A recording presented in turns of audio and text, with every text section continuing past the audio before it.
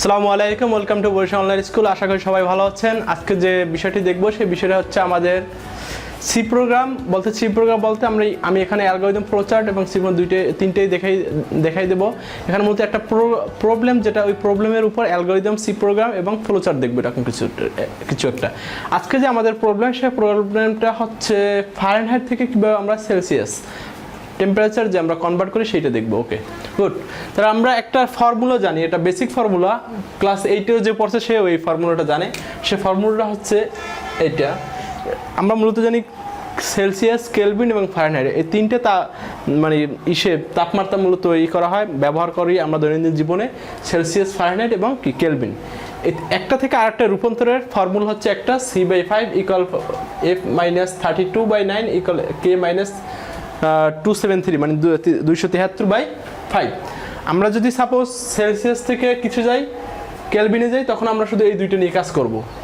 যেমন আজকে আমি যে বিষয়টা দেখবো সেই বিষয়টা হচ্ছে একটা ফারেনহাইট থেকে একটা সেলসিয়াস, এরকম আমি এক্স্যাক্টলি, অর্থাৎ ফারেনহাইট স্কেলের তাপমাত্রা যেটা, সেটা আমি ইনপুট হিসেবে দেবো, আমাকে কি সেলসিয়াস স্কেলের তাপমাত্রা সেটাকে আমাকে আউটপুট হিসেবে আমাকে কি দেখাবে, এরকম একটা কিছু এক্স্যাক্টলি।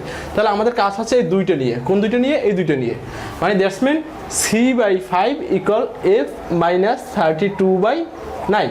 তাহলে আমরা এখান থেকে সি ইকুয়াল কি লিখতে পারি? সি ইকুয়াল ইকুয়েশন করে বাইরে F-32 তারপর কি গুণ 5/9, এরকম একটা ফর্মুলা বের হয়। গুড। তাহলে আমার এখানে জাস্ট এফ এর মানটা দেবো, আমি সি এর মানটা পেয়ে যাবো, এক্স্যাক্টলি এরকম একটা কিছু। তা আমরা অ্যালগরিদম শুরু করতে পারি। আমরা অ্যালগরিদম আগে বলছি একটা ধারাবাহিক বর্ণনা, একটা সমস্যার সমাধানের জন্য ধারাবাহিক বর্ণনা। অবশ্যই ধারাবাহিক বর্ণনা আমরা যে শুরু করবো, সেই শুরুটা হচ্ছে যে প্রথম স্টেপ 1, স্টেপ 2, স্টেপ 3, এরকম স্টেপ বাই স্টেপ শুরু করবো। স্টেপ 1 মানে কি স্টার্ট, শুরু করলাম। স্টেপ 2 মানে কি input F S Fahrenheit temperature, মানে কি আমি ইনপুট হিসেবে নিলাম কি ফারেনহাইট টেম্পারেচার, এরকম একটা কিছু জাস্ট। তারপর কি অ্যাপ্লাই দ্য ফর্মুলা কি আমরা এখান থেকে যে পাইছি যে এই ফারেনহাইট টেম্পারেচারে আমি কি নেবো? সেলসিয়াস স্কেলে নেব। যদি আমি সেলসিয়াস স্কেল নিতে চাই, তাহলে আমাদেরকে এই ফর্মুলাটা অ্যাপ্লাই করতে হবে। সি ইকুয়াল F-32 গুণ 5/9, এক্স্যাক্টলি। এখানে এফ মানে হচ্ছে কি ফারেনহাইট, সি মানে কি সেলসিয়াস। আমি এফ এর মানটা দেবো, সি এর মানটা পেয়ে যাবো, এরকম কিছু এক্স্যাক্টলি। তো স্টেপ 4 হচ্ছে কি প্রিন্ট দ্য সেলসিয়াস টেম্পারেচার। আমি কি এখান থেকে এই যে ফর্মুলা আছে, ফর্মুলা থেকে কি এফ এর মানটা যদি বসাই, আমি সি এর মানটা পাবো। সি মানে হচ্ছে সেলসিয়াস, আমি সেলসিয়াস টেম্পারেচারটা কী করবো? প্রিন্ট করে দেবো, এবং কি আমার প্রোগ্রাম শেষ। গুড। নেক্সট আমরা দেখবো যেটা ফ্লোচার্ট হচ্ছে স্টার্ট করবো। আমি প্রোগ্রামটা স্টার্ট করার জন্য এই আকৃতি ব্যবহার করা হয় বা এই সিম্বল ব্যবহার করা হয়ে থাকে। তারপর হচ্ছে ইনপুট হিসেবে আমি কী নেবো? এফ নেবো। গুড।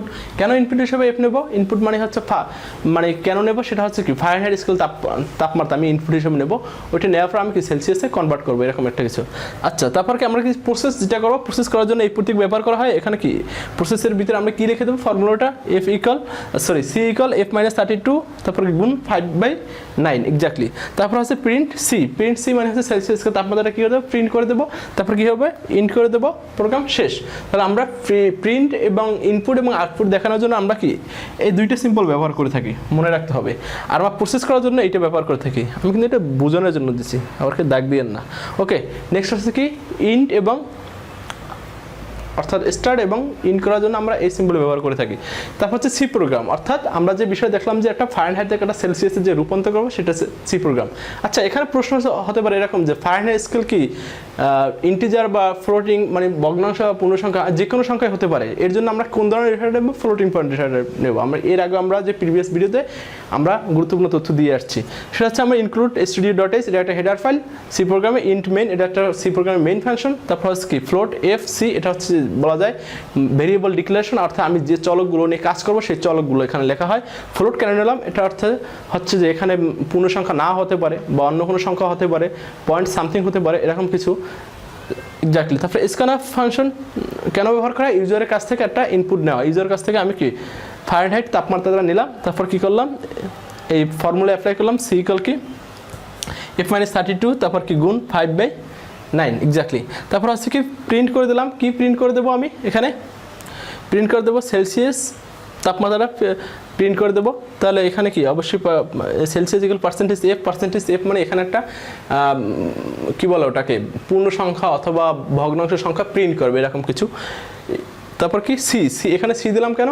অবশ্যই এখানে সির ভিতরে আমি এই ফর্মুলাটা অ্যাপ্লাই করছি, এর জন্য। আমি তো সি না দিয়ে অন্য কিছু দিই তাহলে আমার কি আর এটা প্রিন্ট করবে না। তারপর রিটার্ন 0 এবং প্রোগ্রাম শেষ। এই ছিল মূলত একটা ফারেনহাইট থেকে একটা সেলসিয়াস। এখন যদি আমরা সেলসিয়াস থেকে ফারেনহাইটে যাই তাহলে আমরা এর বিপরীত সূত্র অ্যাপ্লাই করবো। জাস্ট এখান থেকে তাহলে এফ ইকুয়াল সামথিং একটা সূত্র বের হইবে। আমরা যদি ক্যালভিনে যাই এরকম, এখান থেকে আমরা জাস্ট ফর্মুলাটা বের করে তারপর আমরা এভাবেই অ্যাপ্লাই করতে পারি। তাহলে আমরা একটার মাধ্যমে তিনটা বলতে আমি বুঝেছি যে ফারেনহাইট থেকে কীভাবে সেলসিয়াসে রূপান্তর করতে হয়। এটা যদি আমরা ভালোভাবে বুঝতে পারি তাহলে আমরা কি ফারেনহাইট থেকে সেলসিয়াস, ফারেনহাইট থেকে কেলভিন, কেলভিন থেকে সামথিং মানে অন্য যে কোনো কিছু বা সেলসিয়াস থেকে যে কোনো কিছুতে আমরা কি রূপান্তর করতে পারবো। ধন্যবাদ সকলকে।